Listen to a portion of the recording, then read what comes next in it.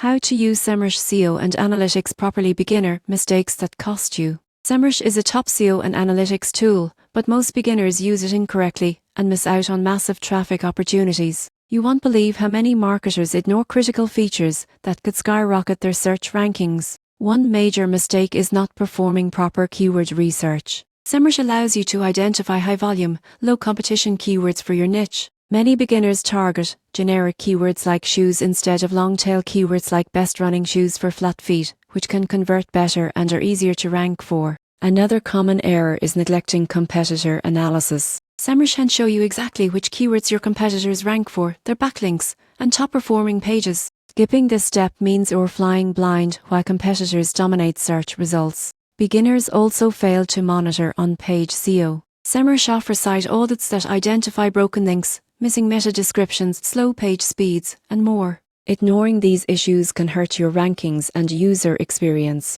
Backlink management is often overlooked. SEMRush tracks your backlink profile and identifies toxic links. Failing to address spammy links can lead to penalties from Google. On the flip side, discovering new backlink opportunities can boost domain authority significantly. Finally, not tracking performance metrics is a huge mistake. SEMRush provides insights into organic traffic, keyword positions, and trends over time. Many beginners don't set up proper tracking or reporting, making it impossible to know if their SEO strategies are working. To use SEMRush effectively, focus on in-depth keyword research, competitor insights, on-page SEO, backlink management, and regular performance tracking. Avoid these beginner mistakes, and you'll see higher rankings, more organic traffic, and better ROI from your SEO efforts.